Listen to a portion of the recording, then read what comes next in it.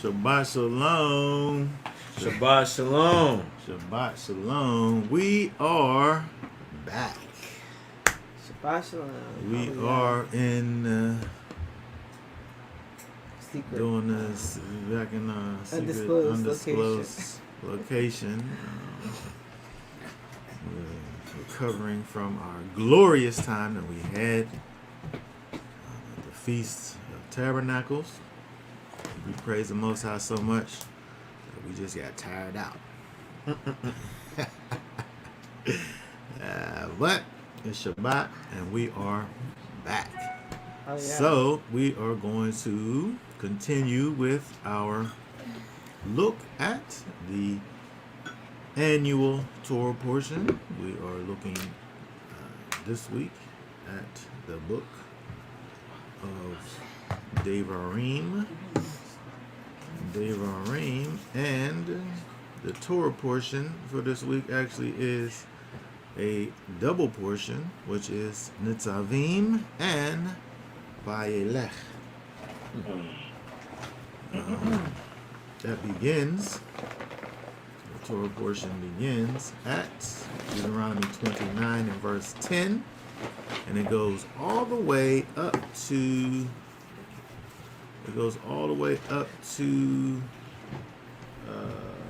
31 and verse 30.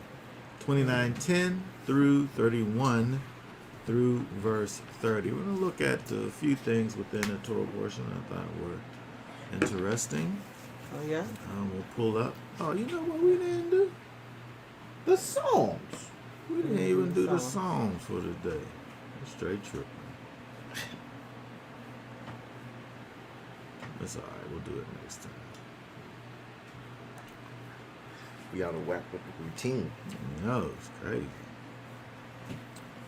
We're just gonna keep on going with the Torah portion, and we're gonna read.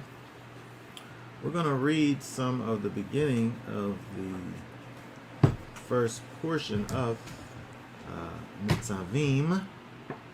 We're going to read 29, Deuteronomy 29:10, and let's read all the way to the end of that chapter, which is verse 29. So look at verse 10 through 29. So let me go ahead and put this up on the screen for us here.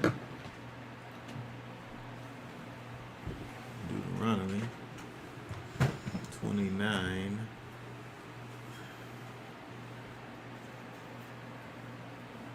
Verse 10.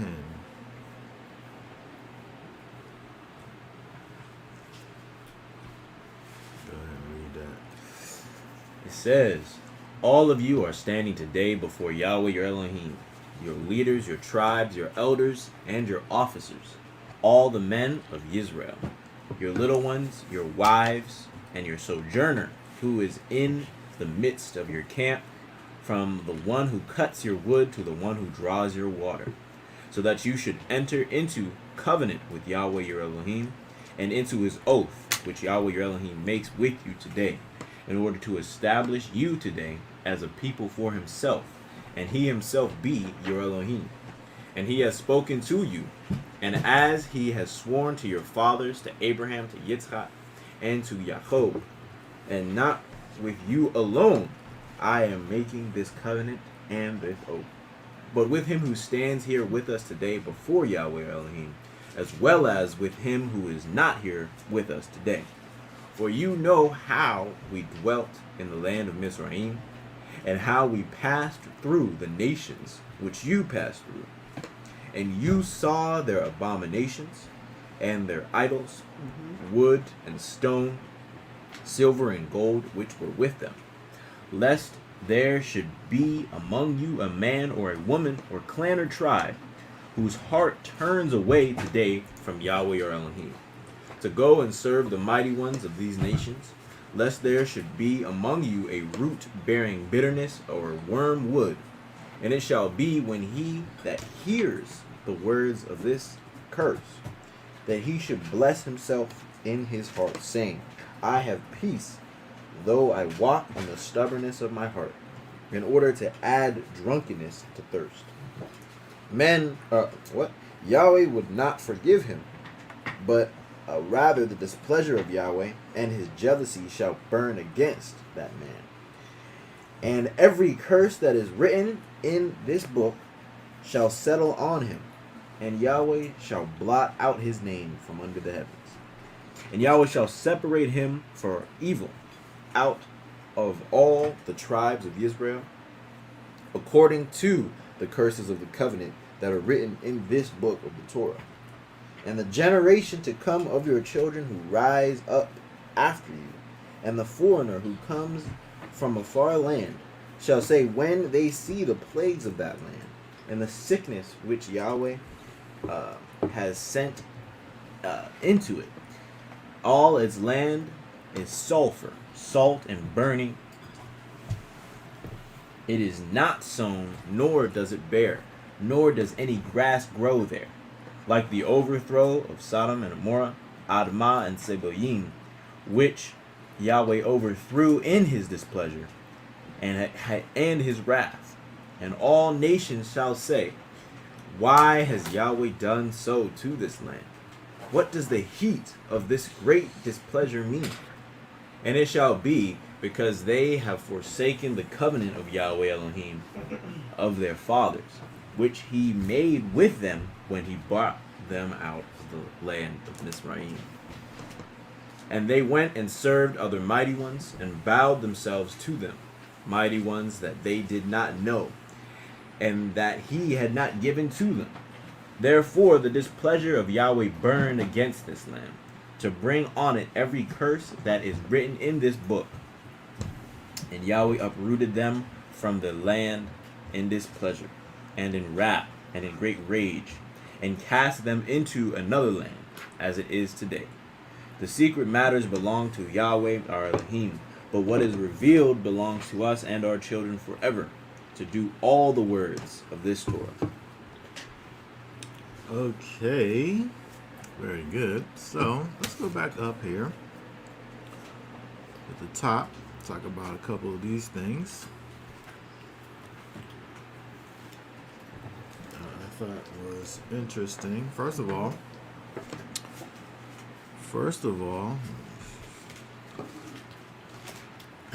when we go, first of all, it's Nitzavim, which is this word here, standing. Standing. Here, let's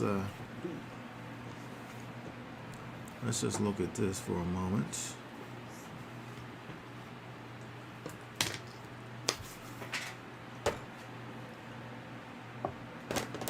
Move my face out of the way. King James says, you stand. This one here, this version here says, all of you are standing. This word here, Nitzavim, being the pluralized version of Natsab. Natsav, to station. To station. So when we think about the idea of a station, right, this thing is something that's standing firm. It's well established. It's a station. It's a standing. It's a place of standing. It's interesting that here, I had some interesting conversations over the last few days, and we talk about the Hebrew language. Sometimes we look at these words, like this one in particular, not Sab, which means station, and then you go down here, and it says literally or figuratively appointed deputy. Right? What in the world does a station have to do with a deputy? And how are these things connected? And how do we determine which one of these we think about? In context. Yeah. But when you think about this language, is, at the end of the day, we're trying to bring over an idea from one language into another. Yeah. So it may not necessarily be something we're able to just take one word and say this word means this. Where it's kind of this conglomeration of words. And when we look at these words kind of as a collective, we're able to get an understanding as to what it is that is going on. I think about a deputy. That's someone who there has been some delegated authority placed upon. A deputy kind of is a representative of the sheriff, right? The deputy is the representative of the sheriff. He goes along and he represents the sheriff when he goes out. And so when we think about this idea of what's happening with the people that were standing there, these people were standing there and they were all kind of on one accord. In this particular place, they were standing there on behalf of Israel, all of the people. And so it's interesting that, a lot of times we see all of the people. And, we assume that it's talking about all of the people. But it's interesting when we look at these verses here, that when we see in verses 10 and 11, all of you standing here today before Yahweh, then it goes into your elders, your tribes, your leaders, your officers, all the men of Israel, right? And so if it's saying your leaders, it's not necessarily talking about the leaders, but the people whose leaders they are, right? You talk about the people. It's and talking about the people right here. If it's saying your leaders, right? It's talking to and saying your leaders, not the people, but the leaders of the people. So it's inclusive there of the leaders, but the leaders are the leaders of someone. Yeah. Right? The same with the tribes. The same with the elders and the officers. And then in verse 11, your little ones. So now it's the other side. Right? It said the leaders, the tribes, the elders, the officers, and all the men of Israel. And so that's basically the men. The leaders, the tribes, the elders, the officers, and all the men of Israel. And then 11, those people got little ones. Yep. Your little ones. Those people got wives. Your wives. And your sojourner. Even all the way down to the one who cuts the wood. Slave. And the one who draws your water. Right? And so these verses here are careful to include all the people, just so that we can know without a shadow of a doubt that it's literally talking about all of the people. Okay, and what are all of these people down here to do? To enter into covenant with Yahweh. All of these people are entering into the covenant with the Most High. He's not just entering into the covenant with the leaders or the tribes or the elders or the officers or just the men, for that matter, but all the peoples, the little ones, the wives, those that sojourn in the midst of the camp. And It's like he's charging them. He's charging them, but at the same time, as he's charging them, he's making sure that everybody knows who it is that's actually being charged. Yeah. Which, we don't always see. We don't always see this all-inclusive kind of a thing. Sometimes the all-inclusiveness can be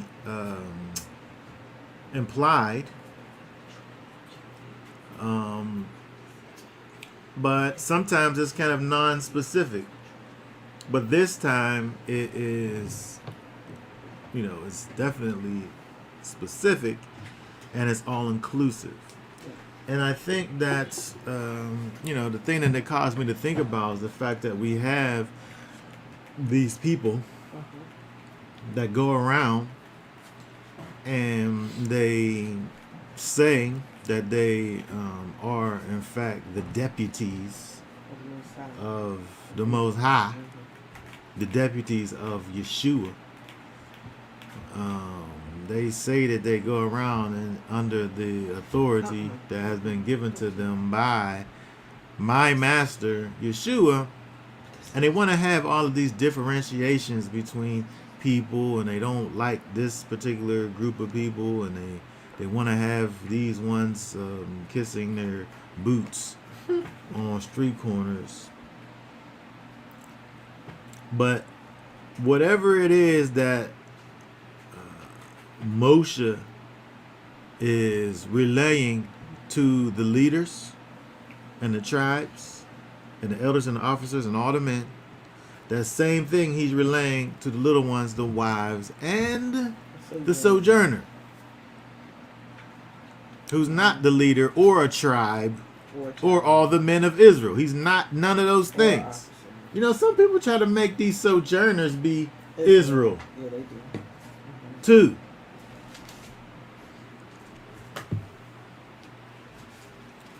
But the Most High wants for humanity to come to Him Yeah.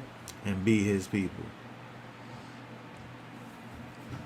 Through Israel, through the context of Israel, of people that He called out, but the blessing that was given to Abraham, that his seed will be a blessing to all the people. Now, I don't know how, if I'm one of the nations, how me kissing somebody's boot on the street corner is a blessing for me. I'm just going to say that it isn't. But here is a wonderful example of the fact that the Most High wants for the things that He's given to His people to be the vehicle that mankind actually is restored back to the Most High.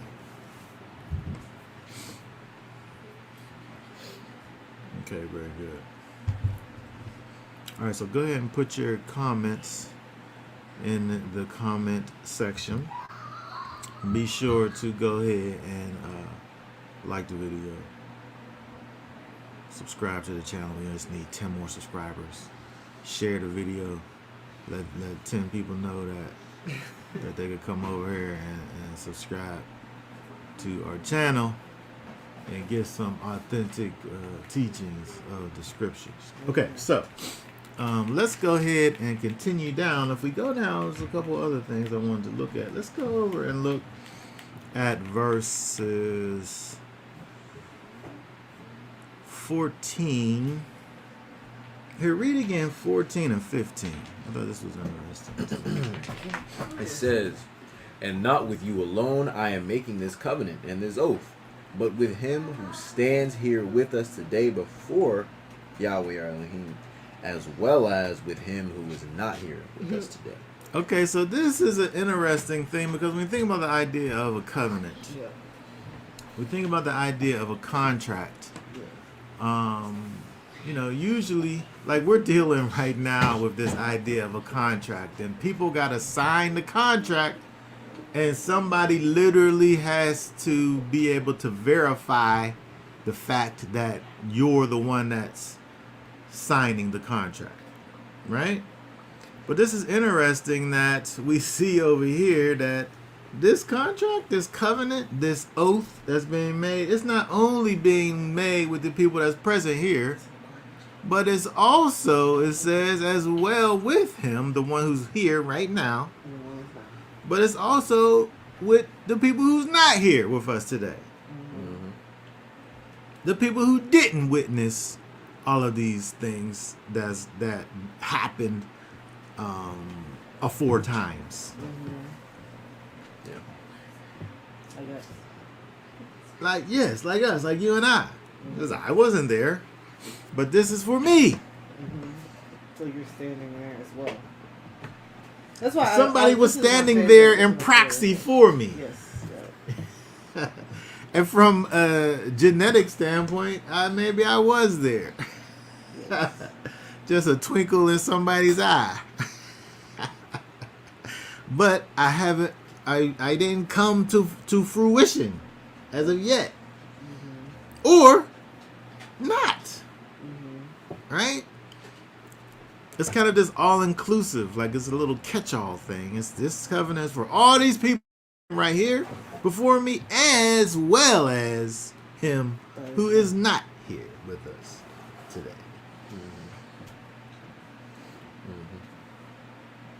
The people that he's talking about, they know how they was up in Mitzrayim and they came through and all of that. They know. But the people who ain't there, they don't know. They didn't experience They didn't experience it. But they could still hear about it every year. and they could still believe as a result of it. Mm-hmm. Right? We witnessed that within the Torah itself with Yethro. Yethro wasn't there. He just heard about it. He heard about it. He's like, wow. And then not only did he hear about it, but then when he heard about it from Moshe, when Moshe told him the first-hand accounts, he was like, I know that this God that you serve is Elohim. And so it's interesting that we kind of have this, it's like a blueprint. It's like a way that this thing continues. The Most High, he in fact made a covenant with Israel. And there's an oath that was made between the Most High and his people. But there's an opportunity for those who wasn't standing there at that time to still be able to be joined with the Most High. When you think about what it is that Yeshua came to do, Yeshua came to do this Deuteronomy 29 and 15, as well as with him who is not here with us today. He takes up that second half of the sentence right there and takes it beyond the physical people that was literally standing right there. Because there's still a way for people to be able to be joined to the Most High outside of this thing that happened over here as the people begin to get ready to go over into the land of Israel. So I thought that was interesting, just looking at this little part right here, because of the fact that, you know, all the way up until this point is like the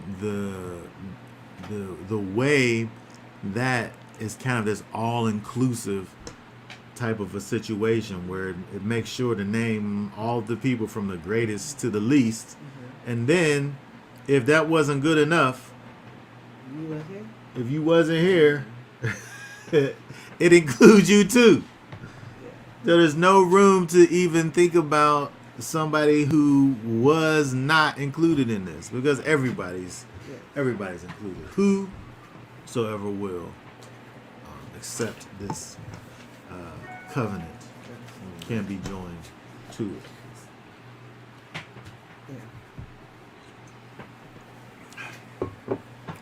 Okay. And I think that this is also why whenever I think about the duty of, you know, like we serve Yahweh because we chose to serve him, but also because we, or in some sense, we have this duty to serve him. So, you know, it's not just I mean, it is a choice, but it's also been charged to us to do it. Yeah. Yes, it's definitely a choice, but with that choice comes a duty. With that choice comes a duty. It's not meant to be this thing that we have over here. This life that we live. It's not meant to just be this thing that we have over here. Yep.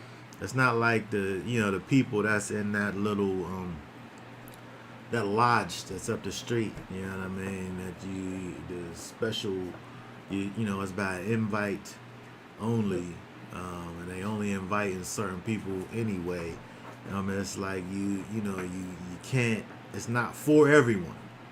Right, that's their special secret thing that they do, and there's no what's it called when you go out and you talk to people. There's no. I'm thinking about a gospel term. I'm thinking evangelize. Yeah, I was gonna say. But there's no. Nobody's calling in for people to come and join into their thing that they have.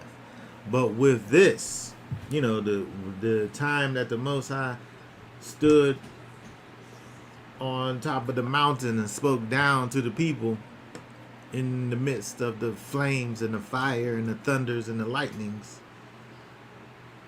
those people were said to have been a nation of priests. Yeah. And so whatever it was that the priest was to be towards the people, the whole nation was supposed to be that to the world, to the nations. Is where the nations look to Israel to be able to know what righteousness is and to learn righteousness. To know who the Most High is, and understand His ways and do them.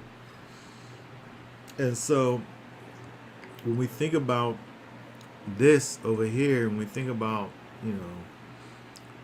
that duty that each and every one of us has, this is very important.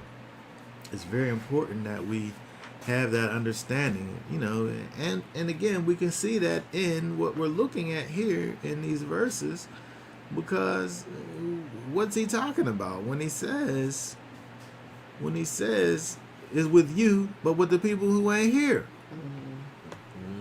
It's with the people who you going to tell about the Most High to. It's for them too. It's for whoever finds out about this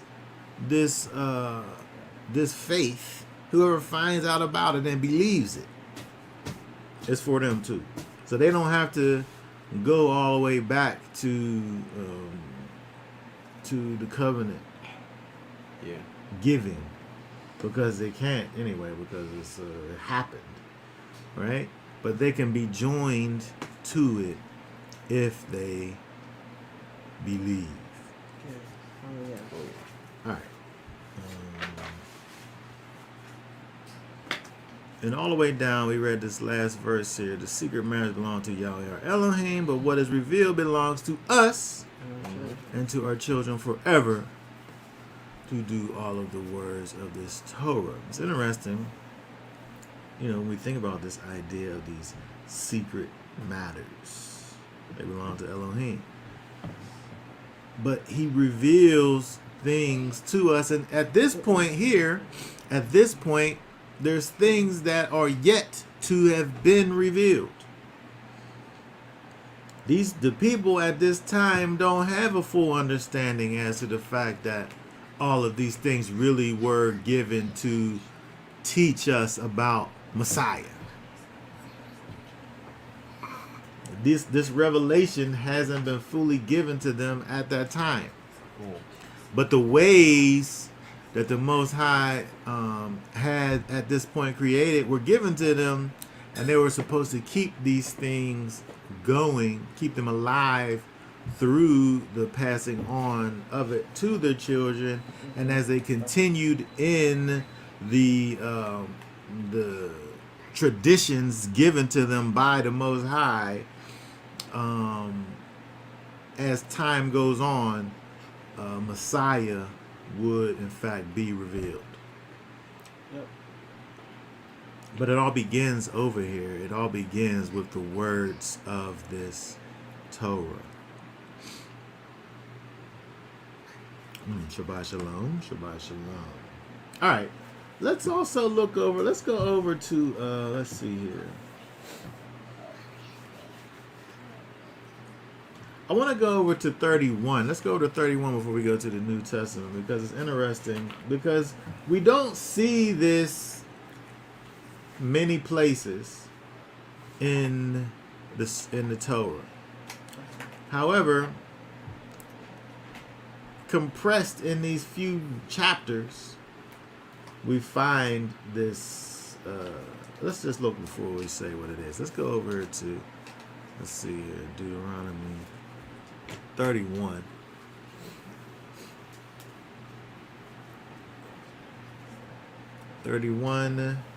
Let's read verses 11 through 13. It says, when Hold on. I just see that that's like in the middle of a sentence. Let's just go. Let's start at 10 and go down to 13. And Moshe commanded them, saying, at the end of 7 years, at the appointed time, the year of release, at the festival of Sukkot, when all Israel comes to appear before Yahweh your Elohim in the place which he chooses, read this Torah before all Israel in their hearing. Assemble the people, the men and the women and the little ones, and your sojourner who is within your gates, so that they hear and so that they learn to fear Yahweh your Elohim, and guard to do all the words of this Torah. And their children who have not known it should hear and learn to fear Yahweh your Elohim, as long as you live in the land you are passing over the Jordan to possess. Okay, very good. So let's, first of all, I'm glad we went back a verse, because I forgot. We think about this idea of, we're, currently coming on the backside of the feast of Sukkot. Like, we've enjoyed Sukkot to the fullness. Right? We Sukkoted. Right? We was out in the wilderness, Sukkoting. Right? In the elements, in the rain, right? The Most High wanted to rain down on us. He brought a hurricane on us. Didn't he? We brought a whole bunch of rain before the hurricane even hit. Yeah. You had a whole day full of rain. Was that a hurricane? Before it, I don't know. But when you looked on the map, where the hurricane was, where the eye was, the green stretched all the way up. Oh, okay. So even though it was like 2 days before, there wasn't no separation between the storm and the rain that was reaching all the way up to North Carolina from the Gulf of Mexico. We got a lot of rain. And so, but when you think about from a spiritual perspective, the idea of the rain coming down. Yes. The rain coming down, the water coming down, the thing that comes and nourishes. The water comes and it nourishes the land. Right? The water comes and it washes the land. We're the land.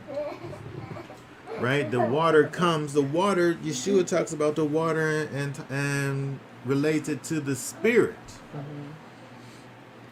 Right? And so when we think about this time, it's a time of ingathering. It's a time of ingathering, but it's also a time that you put your things in the ground to come up in the springtime. Mm-hmm. The things that go up in the ground and all of the things that happen over the course of the fall and the winter into the spring, all of that, that's happening beneath the surface happens. And so it's interesting that when we look at verse 30, chapter 31, verse 10, at the end of the 7 years, when we talk about this idea of the year of release, there's a special thing that happens at the year of release at Sukkot time. You know, other verses it talks about the Day of Atonement and connects it to it. But you know, in addition to that, you also have Sukkot, which kind of joins these two things together. Yeah.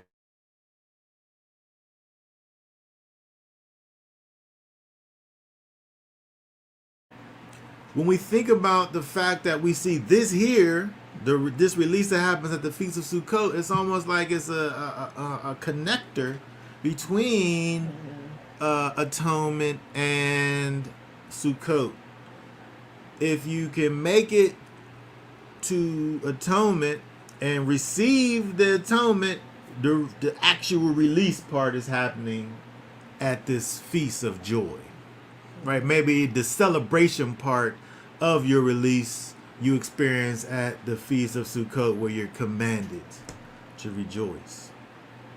But again, when you think about this time that this is, and I feel like we experienced this, the rain coming down. The rain coming down. The Spirit coming down and soaking us and saturating us. You know, to give us the amount of water that we need to make it all the way over until the springtime. And so again, when we have this little part here that mentions this idea of this year of release, again, now this is what I'm saying, again, we see this inclusion. What's that new thing, that inclusion thing they got? Diversity, equity, and inclusion. DEI. The Most High came out with DEI first.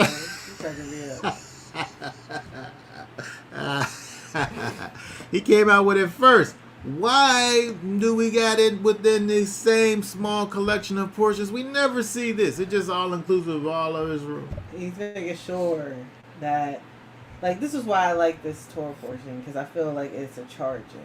You know what I mean? Like, it's, you know, it's gathering in everyone together to talk to them, not just making it, even if it, not just saying all of Israel and not making it specific. He's making it plain.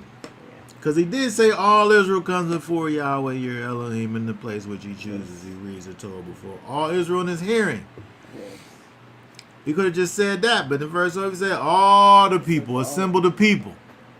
The men and the women and the little ones and the sojourner. All the people. Because it's necessary that all the people hear.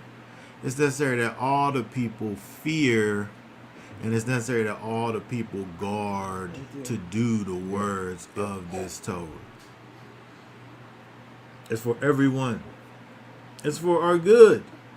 You know, we're able to live in a functioning society when we live according to the law, statutes, and commands of the Most High. He didn't give us these words and these ways so that he can bind us up. Right? He didn't give us these things as a yoke, as a bondage. Right? This is freedom. I learned how to love my Elohim and how to love my neighbor. And he wants me to know these things and hear these things and learn these things so that I can learn to fear Elohim and so that I can learn how to deal with my fellow man. And so it's interesting that when we get to, like, you know, Moshe at this point, he's saying the most important things. He's saying all of the things that need to be said because he's not going to be able to say anything else anymore. Right? And these are the things that this is like, if this was his sermon, this is the part where he's into it now. He said, this is what he's hooting right now. This is his hoot part. This is the conclusion. This is the end of the whole matter, right? Because he's getting ready to walk off into the wilderness and die, right? And so it's important for each and every one of us to be able to know that, you know, these words and ways of the Most High, they're important to our life, to our well-being, to our quality of life. It's not something that hurts us, of course. It's something that heals us and helps us. All right, does anybody have any thoughts, questions, comments before we're done here? This Torah portion. I'm not going to talk too long today. Oh, not long. I talked already. All right, so let's go over to the words of the Master. We're going to deal with the words of the Master, talk about all of the places and the times that Yeshua spoke, and we're going to deal with the actual words that he spoke, as well as the situations and circumstances that caused him to speak. This week, we're going to talk about when Yeshua comes to the feast. When he comes to the feast. It's interesting because previously we discussed his brothers.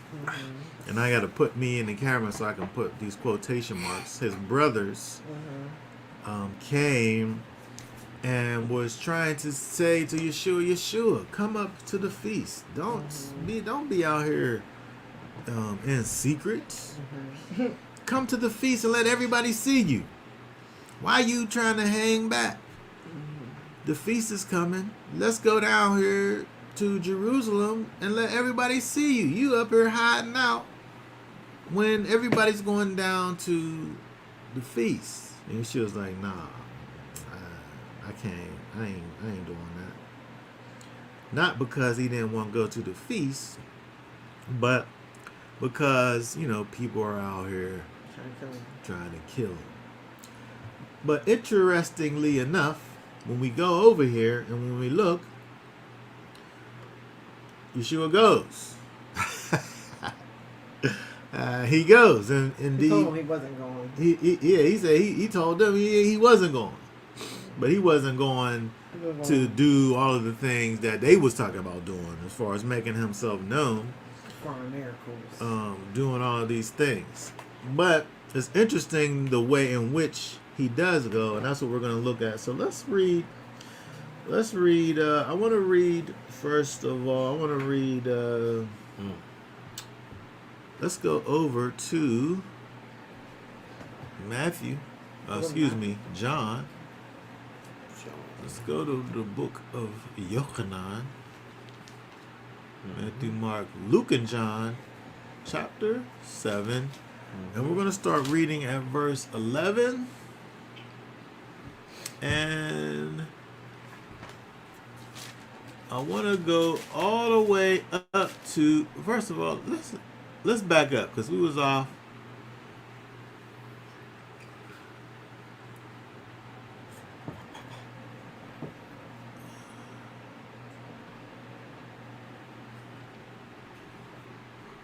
Let's start at verse 10, and then I want to read down to verse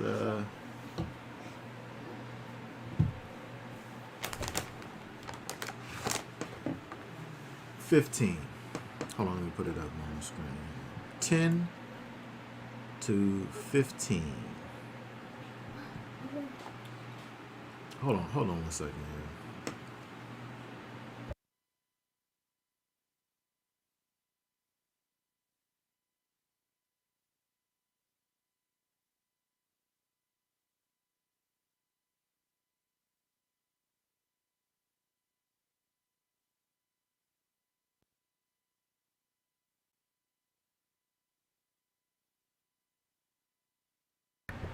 Okay, John 7, verse 10 through 15.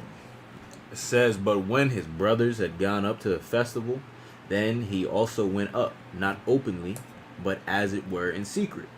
The Yehudim therefore were seeking him at the festival, and said, Where is he?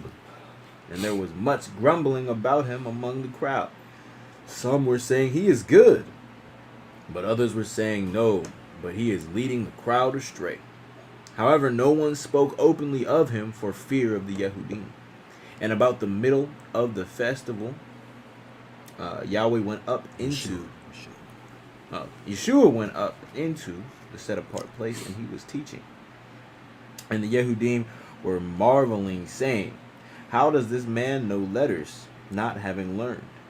Okay, very good. So, again, we see that, again, just recapping, his brothers, who, again, we said that potentially these were his, many of the commentators say that these brothers that are mentioned here, not by name, as brothers, were mentioned here were potentially his stepbrothers, were the brothers of the sons of his natural father, right? Not the sons of Mary.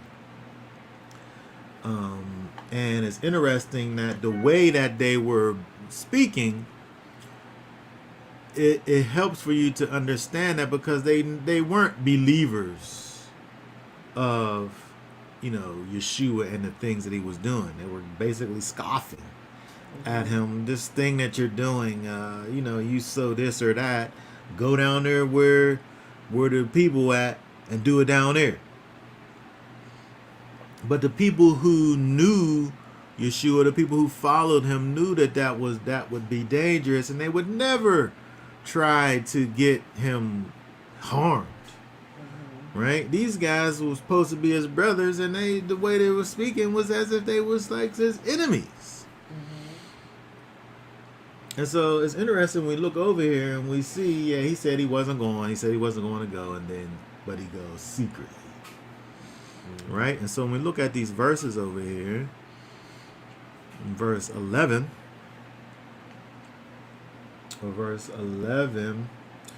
the Yehudim, because they were, let's just say, it says the Yehudim, these were all Jews here.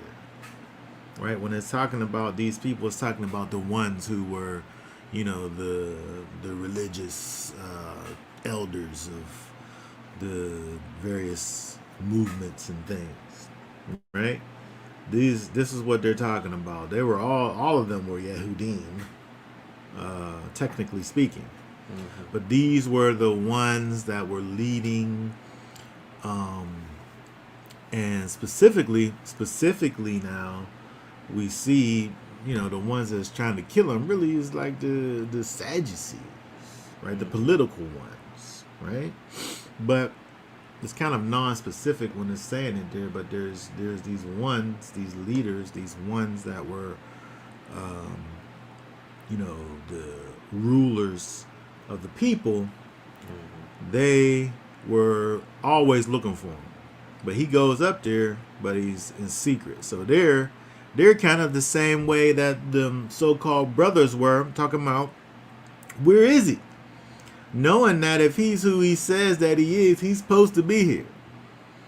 But if he's who he says he is, he's supposed to be here, because this is what this is what we do at this time. If you looking for somebody who is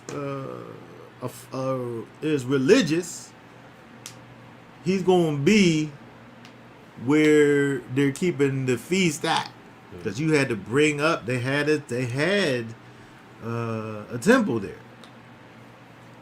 right? And so you not only is you coming, but you're not coming empty-handed, right? You're not only coming, but you're coming with something in your hand to offer. And so they're like, where's he at?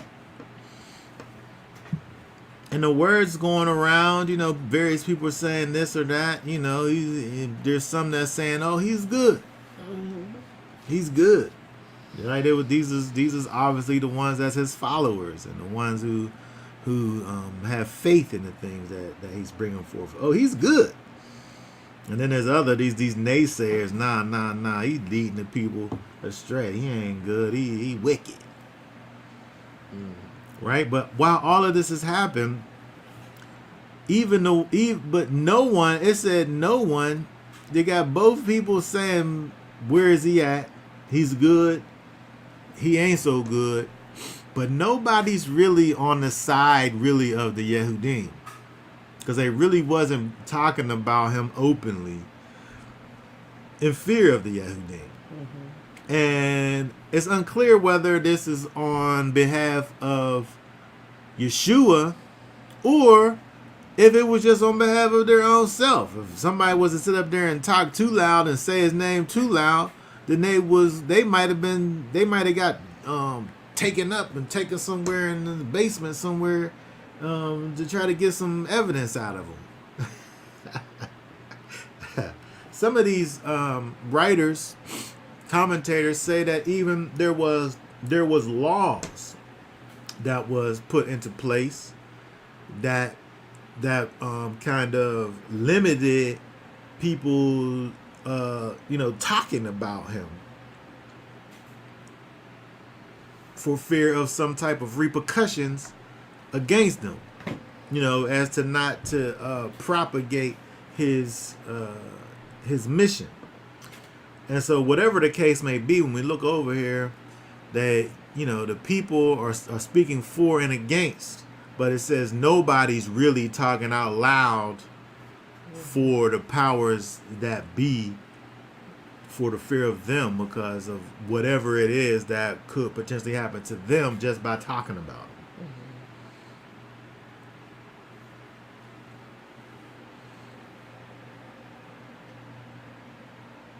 All right, so when we look at 14, now, Yeshua, it says, and Yeshua comes up to the temple and was teaching.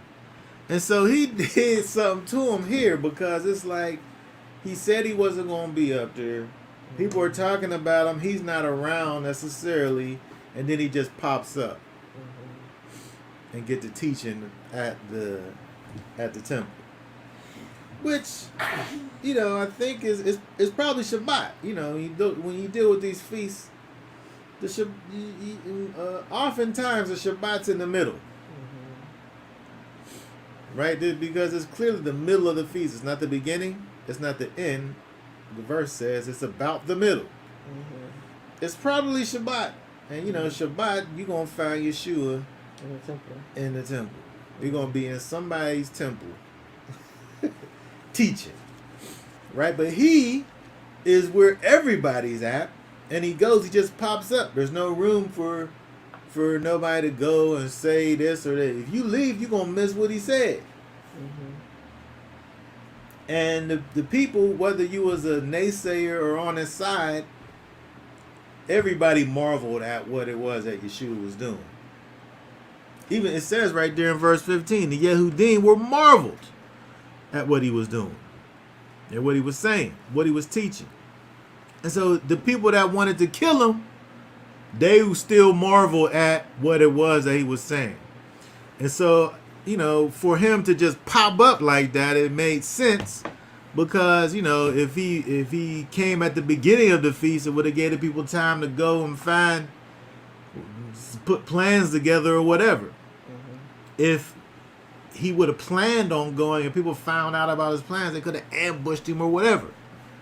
But he just pops up on them in the middle, and everybody's amazed. And so it says in verse 15, read 15 again there. It says, and the Yehudim were marveling, saying, how does this man know letters, not having learned? It says, how does this man know letters? Now, let me just say, they're not talking about the Aleph Beit here. Like he's illiterate or something. Yeah, like he's illiterate and don't even know how to read. Right? They're not sitting up there talking about, oh, this man knows what an olive is and a bait is and a dalit, gimel, and a hay. Right? He it's not about knowing the alphabet, right? But it's about the science of the scripture, higher knowledge of the scripture. And beyond the shot. He's going down in the depths of the scripture, and he has never sat up under none of these famous rabbis. Right? The teachers of the Torah at the time had schools. And if you wanted to find out about the depths of the Torah, you went and you attached yourself to one of these schools and heard from these teachers, these lifelong students of the Torah, and then you was taught by them. But this man Yeshua was speaking as if he had came through that way, dealing with the science of the scripture, dealing with this higher knowledge of the scripture, and he didn't go through the proper quote unquote channels to be talking like this. You know, if you wanted to hear some practical application of the Torah, you went to one of these places where these studied individuals was, and then that's how you heard it. And Yeshua, you know, he you know, being a Jew, he had the opportunity to do such a thing, but there was those who took up a trade, and then there was those who the Torah was their trade, and he was the former, or the latter. He's the former, right? He's the one that he took up a trade, right? He was an expert at nails and wood and saws and hammers and things. And so for him to be up there waxing poetic about the Torah and bringing spiritual and practical application to the Torah, the people was like, what is this? How does he know these letters, having not learned?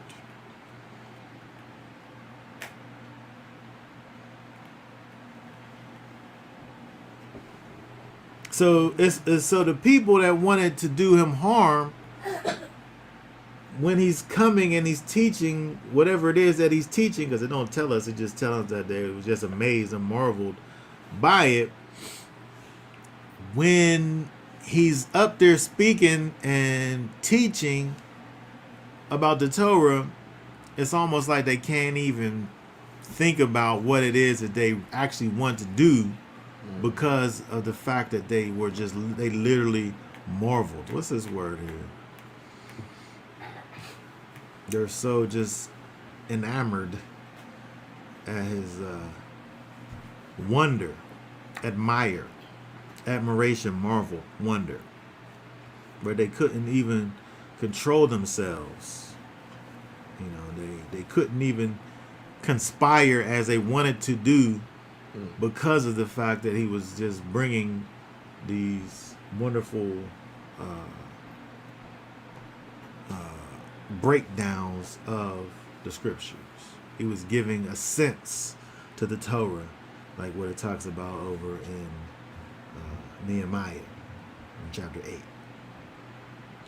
Okay, so Yeshua himself, he answers and says, in response to all of this, read verse 16 right there. Verse 16, Yeshua answered them and said, my teaching is not mine, but his who sent me. Okay, so now he's getting back to some of these things that that they, they trying to catch him with in the first place. But he's letting them know, the reason that he knows letters, and that, in spite of the fact that he hasn't learned from men, he said, my teaching is not of men. That's what he's saying. He says my teaching is not mine, but when we understand who Yeshua is, it is his. Oh yeah. Oh yeah. He's talking to them. They don't know, but what he's really saying is that these teachings are not of men. Yeah. Because they literally are his teachings. He literally is the word of Elohim. Right? He's one with Elohim. He's not saying it to them like that. They probably try to do something to him instantly. Right? But he around about is saying it. But what he really is saying is that these teachings are not earthly, but his who sent me, who is in fact the Most High. It's interesting. I think it's interesting the fact that he even comes there, because to a degree he's flexing on these people. He's kind of showing his power, who he is, by literally going here in the midst of the people who seek to do him harm, and he's about to start chastising people. He's about to start telling them what it is in a few minutes here. But first thing he's going to say is that, this ain't what you think it is.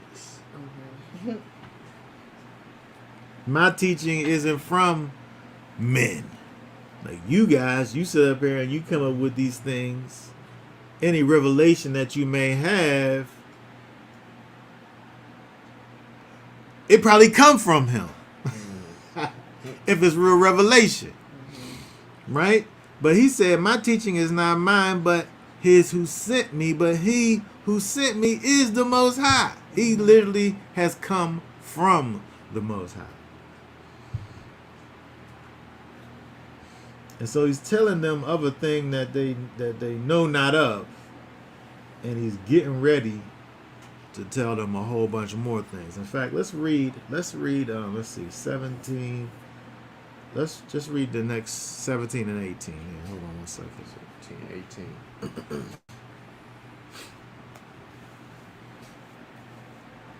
All right. It says, if anyone desires to do his desire, he shall know concerning the teaching, whether it is from Elohim or whether I speak from myself. He who speaks from himself is seeking his own esteem, but he who seeks the esteem of the one who sent him is true, and no unrighteousness is in him.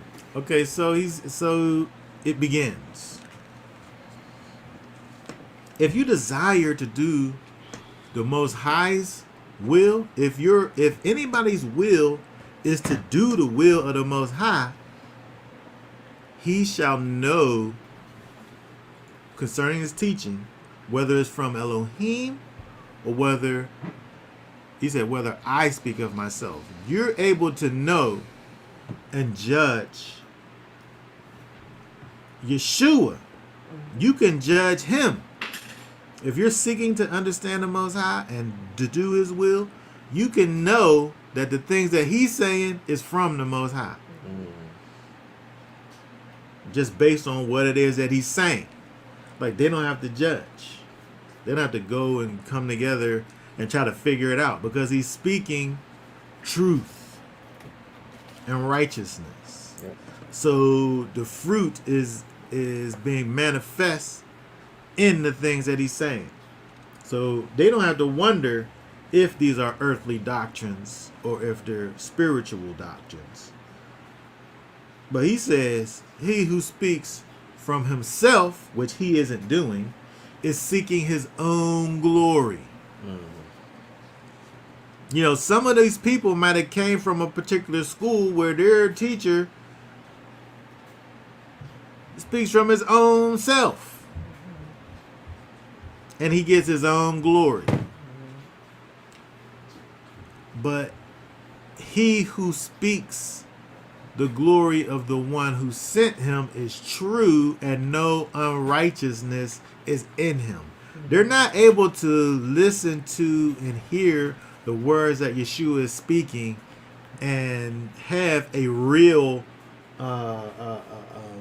gripe, so to speak, against him, because the thing that he's speaking is in fact righteous. And so the only way that they can talk against the things that he is actually speaking is actually from an unrighteous perspective. Because he's basically saying the stuff that I'm talking about is righteousness. It comes from on high. If you can't see that it's from on high, then you must not be from on high. He's getting them. He's getting them. And then look what he say here. Read 19. Read 19 and 20. Did not Moshe give you the Torah, yet not one of you does the Torah? Why do you seek to kill me? The crowd answered and said, you have a demon. Who seeks to kill you? The people like, ain't nobody trying to kill you. What you talking about? So you possessed with the, ain't nobody trying to kill you. That's a lie from the pit of hell. They was trying to kill him. What's wrong with them? But he's sitting up here telling them, you sit up here and you read the Torah, but you don't do the Torah because you up here trying to kill me. And these is naysayers sitting up here acting like like he's just got some kind of phobia. Paranoia. Paranoia. We're gaslighting him. Oh my goodness. You said yes. That is gaslighting. Like, I mean, they really had all this negative thoughts. He's able to read the room and know what their thoughts are. Yeah. And he's addressing their thoughts that they was too afraid to say out loud. And Right now to they're the point. trying to talk about they wasn't trying to kill him. That's funny. But then look what he said. Let's look at let's read 21 down to 24. Yeshua answered and said to them, I did one work and you all marvel. Because of this Moshe has given you the circumcision, though it is not from Moshe, but from the Father. And you circumcise a man on the Sabbath. If a man receives circumcision on the Sabbath, so that the Torah of Moshe should not be broken, are you wroth with me because I made a man entirely well on the Sabbath? Do not judge according to appearance, but judge with righteous judgment. Okay, very good. So, when we look over here, Yeshua brings up a very interesting point here. He said, you want to sit up and talk about me because I healed somebody on the Shabbat. Yeshua made somebody whole on the Shabbat. Yeshua caused a crippled man to walk on a Shabbat. Yeshua was able to reach out and deal with somebody and help him and heal him and cause him to be able to live a fuller and a blessed life on the Shabbat. And they want to talk about the fact that this man got up and carried his bed somewhere when before that he wasn't able to carry nothing nowhere. And he brings up the fact that from a traditional standpoint, they're able to, when I say they, I mean the Yehudim, they're able to break the Torah in order to keep the Torah. And he's saying this in the context of circumcision. And so if you're a circumciser, there's a work that you would do Even for free too. on Shabbat. But you can break the Sabbath, you can break the Torah through keeping a command. If you're keeping a command, you're able to break a command. And in this case, you're able to circumcise on the Shabbat. Because you may be breaking the Shabbat, but you're keeping the commandment of circumcision.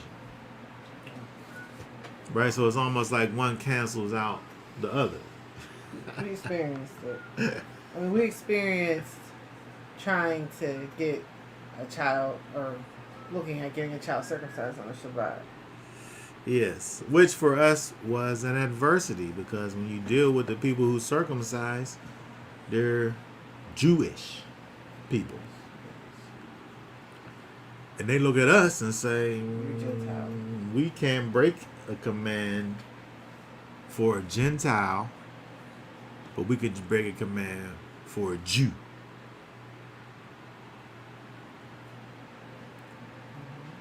That idea still exists today. They can break a command to keep a command. But if you're not Jewish, you're not keeping the command. You're Right? just doing it This 'cause is you the wanna thought do it. process, right? This is the thought process. If you are supposed to be getting circumcised, that will be honored by them, and they would do it. But for us, when they're looking at us, we didn't been to none of their synagogues and got pricked by none of their rabbis to be Convert. qualified by their standards, so they can't break their commandment to keep it for us. So the same thing that Yeshua is bringing up, they still think about these things today. But the point is that Yeshua is bringing up the hypocrisy of this whole thing, because the thought process of what's going on is the fact that it's good to do good On the Shabbat. on the Shabbat. Yes. Oh yeah. It's good to circumcise on the 8th day. Yes. And so even though it's Shabbat, you can do that because you're satisfying something according to the Torah. And so when we look at what Yeshua did, Yeshua made this broken man whole on Shabbat. And they wanted to sit up there and criticize him for that. So he said, don't judge according to appearance. Don't judge with your eyes. Don't judge with your ears, but judge with the Ruach HaKodesh. That's right. Yeah. Judge with righteous judgment. Judge according to the character of the Most High. He's telling them, you not operating in righteous judgment in the middle of their temple. When they got all they things that they could have against them, they could just realize those things just right now. But he don't care about that, because he is Yeshua HaMashiach. He didn't let them get a head start on him, but he right up in the middle of them, talking to him however he wants to talk to him. Which cracks me up. Okay, so let's keep on going here. Go ahead, you 7 people. If you want, go ahead and put your comments right here in the comment section, and we'll get to it as soon as we see it. But we're going to keep on going over here. Let's look at 25 through 27. It says, therefore some of them from Jerusalem said, is this not he whom they are seeking to kill? And see, he speaks boldly, and they say none at all to him. Could it be that the rulers truly know that this is truly the Messiah? But we know where this one is from, and when the Messiah comes, no one knows where he is from. Okay, very good. So now these people are starting to think about things in a different way. They're looking, and they're contemplating. Why are they saying They just said, "Who seeks to kill you? You have a demon." And then why in verse 25 are they saying, "Is this not the man who they are seeking to Well, kill?" it's interesting because you talk about they're in this place. Uh-huh. Somebody's saying this thing, somebody's saying that thing. It's not like they all in concert are saying, you know what I mean? It's like there's Some people are saying there's this. when the way it started is that there's some saying he's good. Yeah, that's true. And then there's some people that's saying that he's a demon. And so at the same time, they got these people that's saying this one thing. This person, he speaks boldly. These people ain't, what you gonna say now? He's standing right here. You want to kill him so bad. Here he go, but you ain't doing nothing. What, you scared? He must be the Messiah.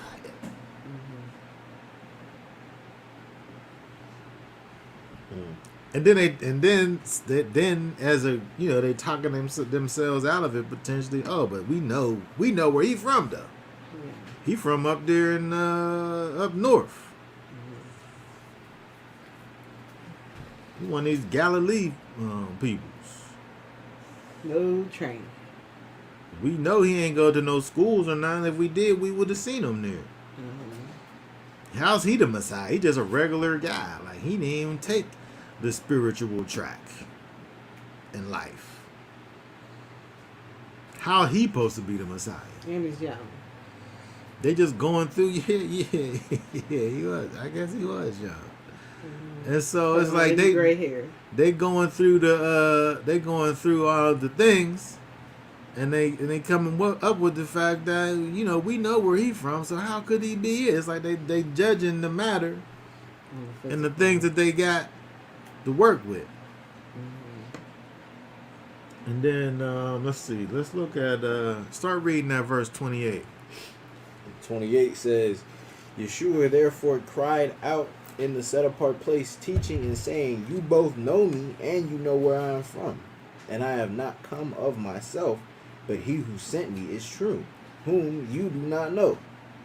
But I know him, because I am from him. Okay, stop right there. And so, again, he mentioned the idea before that if you're seeking the Most High's will, if you're seeking his will and you're seeking to do his will, if you hear his will, you're going to know that it's his will.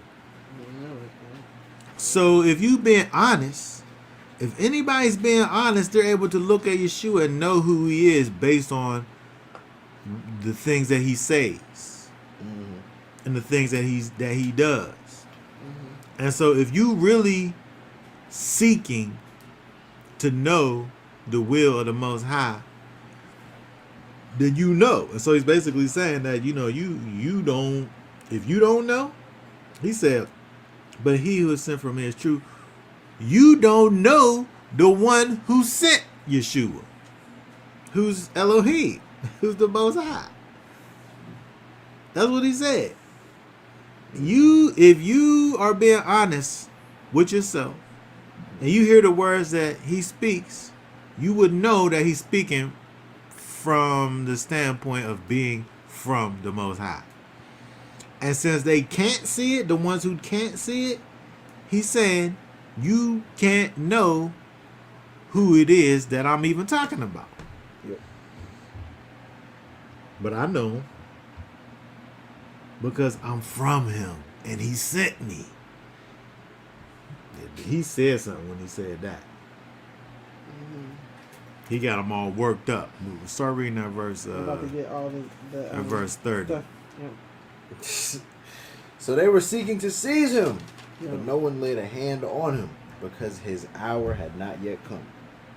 And many of the crowd believed in him and said, When the Messiah comes, shall he do more signs than these which this one did? Okay, very good. So we see over here, if we look at what's going on, we're able to see that Yeshua, he said what he said and he meant what he said. And the people, he proved to be who he said that he is to the people that didn't have a hard heart. The people whose heart was soft and the people who were really seeking truth heard truth. But these other ones who, they only had their carnal desires in mind, they looked at the things that they saw, and all they saw was this guy who's bumping up against the status quo. He can't be anybody. What school did he come from? These are all carnal thoughts. But the people who looked to actually know what it was, that to know who Yeshua is, who really sought the desires of the Most High and his will, it says many of the crowd believed. And they was amazed by all the things that Yeshua did.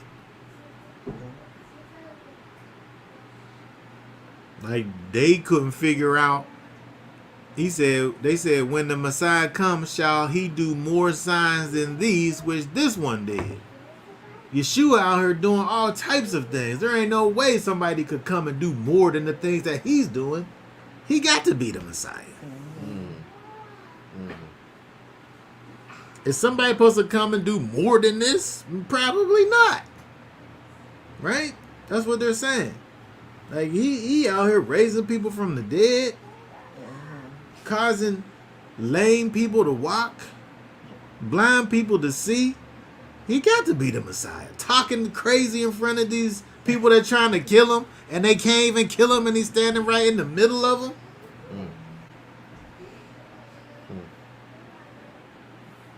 It says, so they were seeking to seize him, but no one laid a hand on him because his hour had not come yet. They don't know when his hour is. They didn't lay a hand on him because they wasn't able to do it. They couldn't do it. Not because they thought in their mind, if I get him now, it's going to mess up his time. They didn't put a hand on him because they couldn't put a hand on him.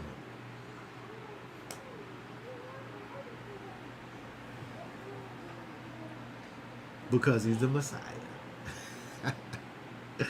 All right, let's read some more. Let's look at, let's start reading over here. At verse 32.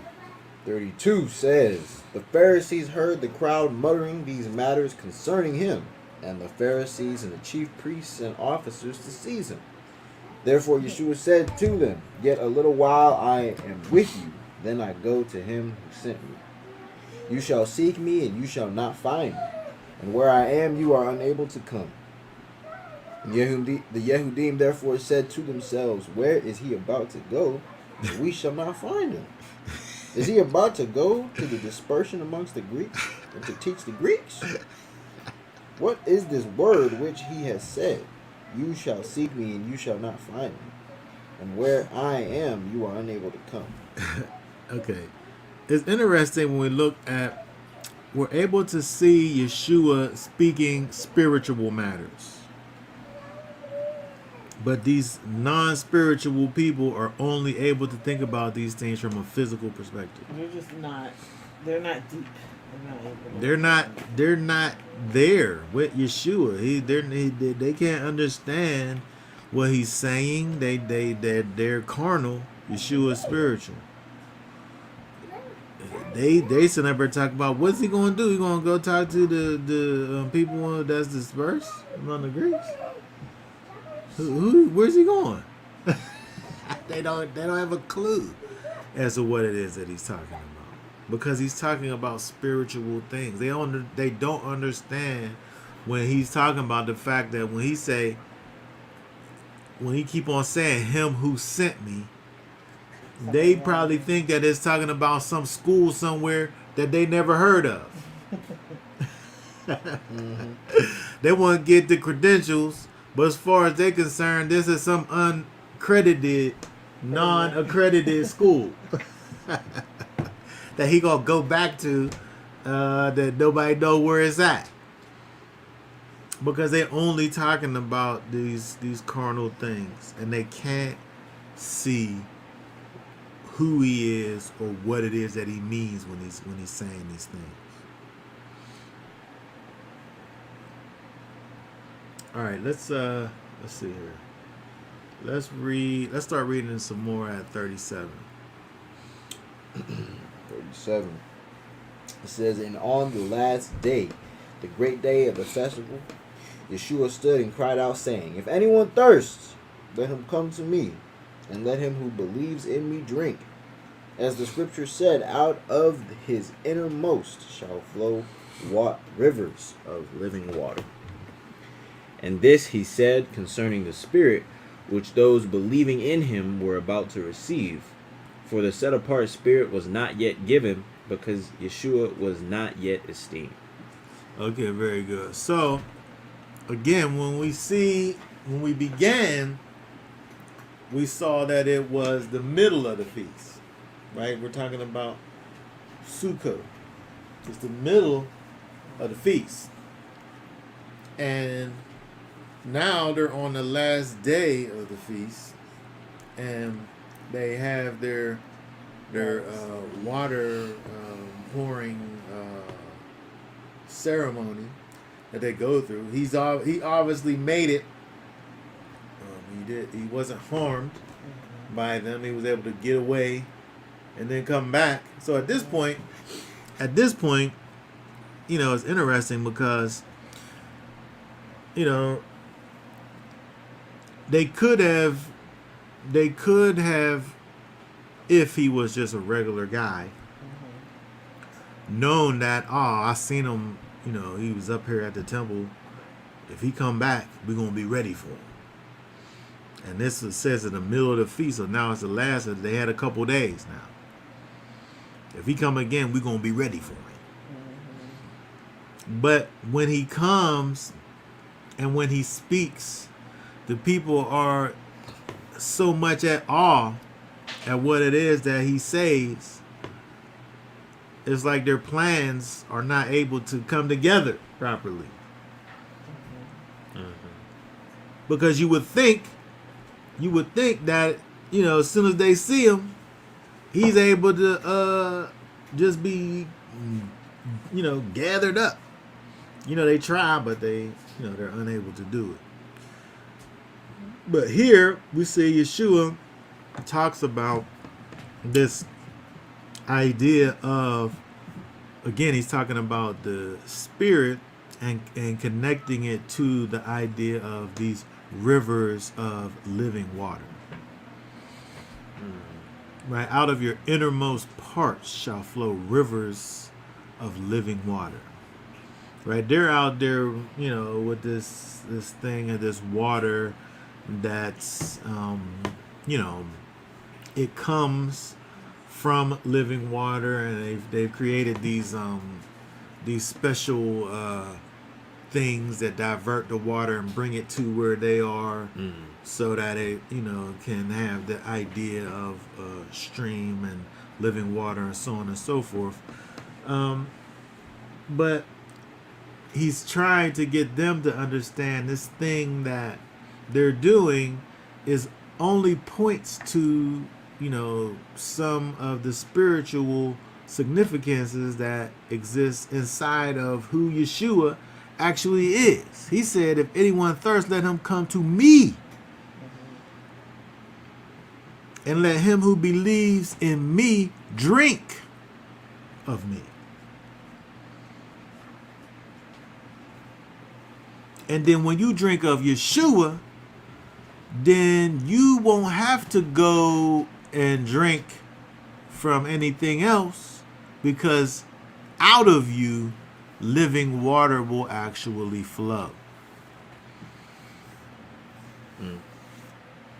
You know, and that's what we talk about when we think about the idea of the Ruach HaKodesh. When we allow the Spirit to come and dwell on the inside of us, we have life springs dwelling on the inside of us that are able to come out and provide access of life to those who are seeking life. He's talking about it in the idea of this water, but, you know, he's talking about the Spirit. And the writer, he puts that in there as far as the idea of, the people didn't fully understand what he was talking about because, it didn't really happen yet. But he's speaking prophetically, of course, about something that was yet to happen. And so because of all of this, now, we have these things going on. So let's read from 40 to 52, and we'll talk about this and be done here. So let's finish up this chapter here. Start reading at verse 40. 40 says, many of the crowd, when they heard the word, then said, this truly is the prophet. Others said, this is the Messiah. But others said, does the Messiah then come out of Galilee? Did not the scriptures say that the Messiah comes from the seed of David, and from the village of Bethlehem, where David was? So a division came about among the people because of him, and some of them wished to take him, but no one laid hands on him. The officers therefore came to the chief priests and Pharisees and said to them, why did you not bring him? The officers answered, never has a man spoken like this man. The Pharisees therefore answered them, have you also been led astray? Has any one of the rulers or the Pharisees believed in him? But this crowd that does not know the Torah is accursed. Nactimon, he who came, what's that, Nicodemus? Mm-hmm. Yeah. He who came to Yeshua by night, being one of them, said to them, does our Torah judge the man unless it hears first from him and knows what he is doing? They answered and said to him, are you also from Galilee? Search and see that no prophet has arisen out of Galilee. Okay, very good. And so it's interesting that we see, these people doing some CIA measures and they trying to shut down any prophet that arises so that he doesn't arise and, make the people revolt. Against the status quo. The CIA is biblical. They got their ways from these people over here. Make sure no prophet arises, and we'll make sure that he don't cause the people to arise from their slumber. But it's interesting when we look at over here,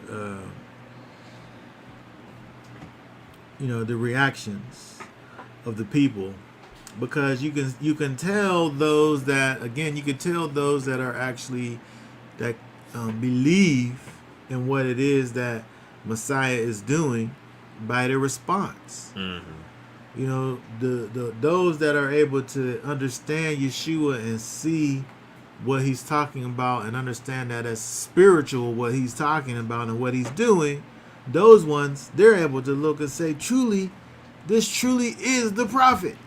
This is him. Mm-hmm. Those are the ones that believed in him. The ones that heard, they believed.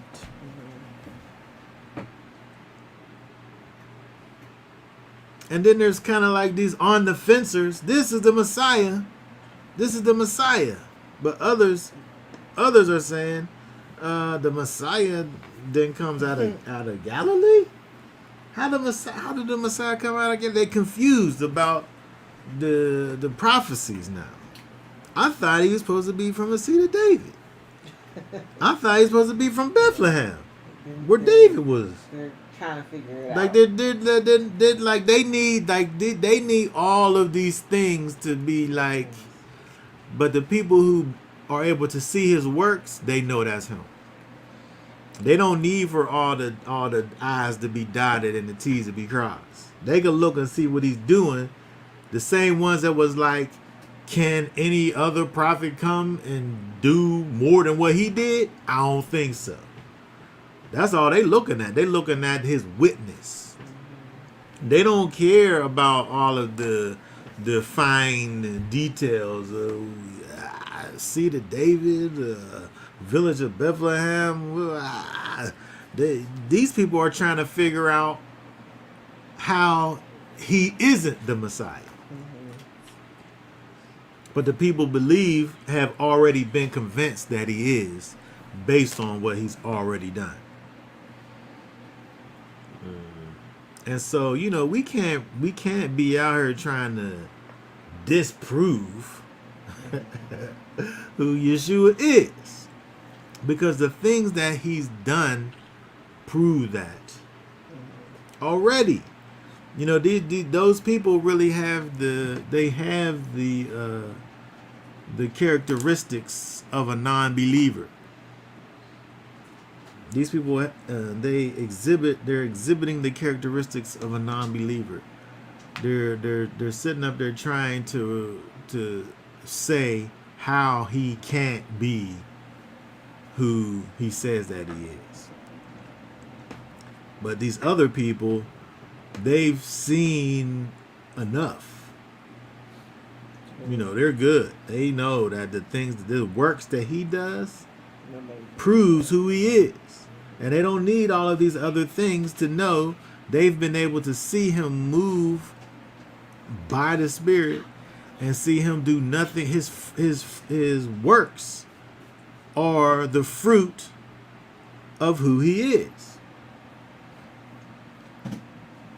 And they're not worried about these other parts. Where these other people, they just want to just try to disprove him. I mean, I feel like the amount of naysayers. I mean, you can't please everyone, and the amount of naysayers is just, if you're doing a good work or you're in the calling that the Most High has for you, you know, people are just going to be naysayers about it. Yeah. It's like human psychology or something, to complain about stuff or want things to be changed or made different. They want him to water down his message so that they can understand everything he says. Yeah, which he definitely wasn't doing that. He talked to them, he confusing them on purpose. I feel like they're trying to confuse him because they said, "Oh, who's trying to kill you?" They know good and well people are trying to kill him. I know they try to make him think like he doing something wrong. Mm-hmm.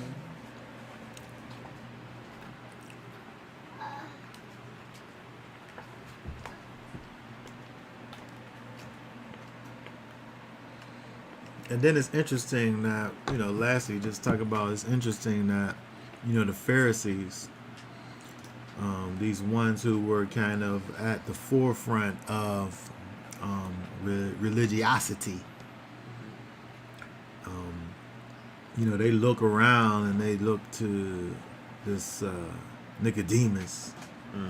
You know, I guess somehow they found out that he's like a secret disciple of Yeshua. Figured that out. Mm-hmm.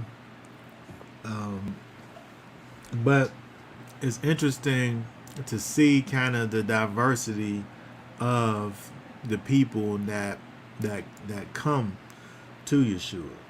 You know, you have those who are the learned ones who come from the accredited schools, but they're able to look and see Yeshua for who he is and understand that, you know, his works, his word and his works bear witness of who he is. And so, you know, these people, you know, also, you know, the other Pharisees, they prove who they are. Mm-hmm. They prove that they don't understand spiritual things. They prove that their knowledge that they have is all carnal. Mm-hmm. They prove that they don't know who the Most High is, because if they did know who the Most High was, they would be able to see him moving through his son Yeshua. And so it's interesting when we look at this, it helps us to be able to understand certain things that, you know, when we're able to authentically come to the Most High through his son Yeshua, it helps us if we, if we tune in to what it is that the Most High is doing inside of us, it helps us to be able to understand things from a spiritual perspective. And if we're constantly looking for some type of physical determination, then we're gonna miss what's going on from a spiritual perspective. Right? The people who were trying to find, put together this and that, they weren't able to actually see what it was that Yeshua was actually doing right in front of their faces. And they're sitting there looking for these other justifications. Meanwhile, everything that he did proved who he is. But because they weren't seeing things with their spiritual eye, they're looking with their carnal eyes, they're missing everything. And so we have to be able to, get in tuned with the Ruach and understand what the Spirit is doing, and not get caught up in the carnality of things. If we want to actually see what it is that the Most High is doing. These people don't understand that the salvation of Yahweh is standing in front of them. And they're trying to chase them away. Because they don't understand spiritual things. Alright, so that is the words of the Master for today. Yeah. Anybody have any thoughts, questions, or comments? Go ahead and put them up in the chat really fast before we go ahead and shut down. If not, for now, we'll say Shabbat Shalom. Yeah. Shabbat Shalom. Y'all willing, we'll be back on next Shabbat to talk more about the things that the Master Yeshua has said, and also the weekly Torah portion. But for now, we'll say Shabbat Shalom. Shabbat Shalom. Shabbat Shalom. I wonder how they found out about it.